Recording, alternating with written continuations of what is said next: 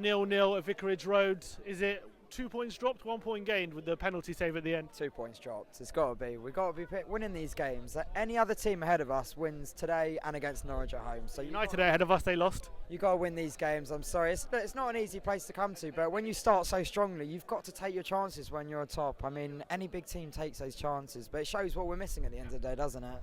Yeah, striker. Yeah, massively.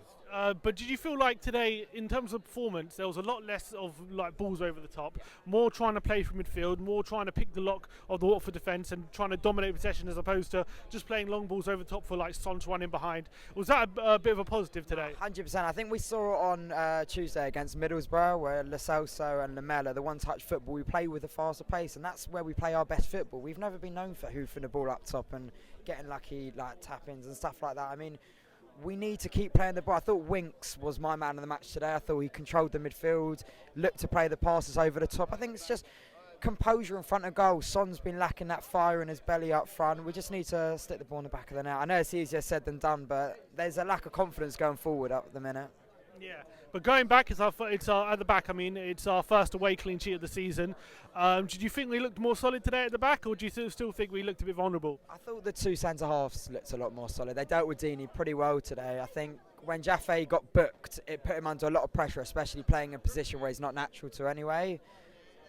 Aurier did alright, but he's just a mistake a game, unfortunately, and you can't get that out of him, unfortunately. But that is what it is. But I think the two centre halves put in a good shift today, and they looked a lot more solid. So. First clean sheet away from home this season. We just have to build on that, I guess. Yeah, and we got a nice 10-15 minute cameo from Jadson Fernandez. Anything in that cameo that you saw that you liked? Do you know what? When the ball was, we had a ball down the left-hand side, and he put the ball in the box. It was a good ball. Just get men in the box at the end of the day. He looks good. I mean, we didn't see too much of him, unfortunately. But look, we need extra bodies in the midfield, and look, let's see what he can produce at the end of the day. If Chelsea play Newcastle later, if they win, the gap goes back to 12 points, which is it was when Mourinho took over. What do we need to do to chase down that points total, if there is even a chance? We need a striker. There is no point playing football at a club the level we are. You cannot have no recognised striker at this football club. Son is not a striker. Lucas is not a striker. Yes, they can play there every now and then, but we're Tottenham Hotspur. We need to start being reactive, proactive at the end of the day. Stop being so reactive when our players get injured. This happens every year. It's just the team is not performing as well this year, and it's clearly showing at the end of the day. So I mean, we're desperate for a striker. It has to happen. And although the points gap is still fairly big, if we do sign a striker, do you think there is a chance we can chase down that total from Chelsea? Having, we narrowed the gap before, but then now it's wider again. But if we do replace Harry Kane, and who would you replace him with? Is there a chance that we can chase Chelsea down? If I'm being honest, no.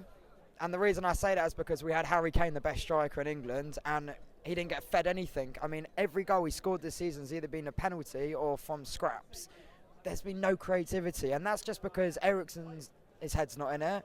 Before we can get a striker that can put the ball in the back of net, we need to start creating more chances at the end of the day. I mean, but it can't all happen overnight, so I guess we've got to see and take on to the next game. Do you think we've improved since Mourinho's come in? Defensively, but he's still got the same players at the end of the day. A lot of people, and like as myself, I called for the manager to go at the end of the day, but it's clear as daylight it wasn't just the manager. You can't get rid of 28 players.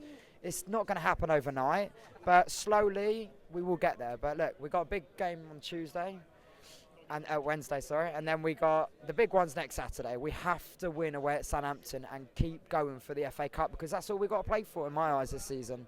You think there's stuff to build on today? Yeah, there is definitely stuff to build from. I think we've got enough spark going forward. Our problem this season's been defensive discipline, and today we show we're much better at the back. So I think something to work on, but we'll see where it goes.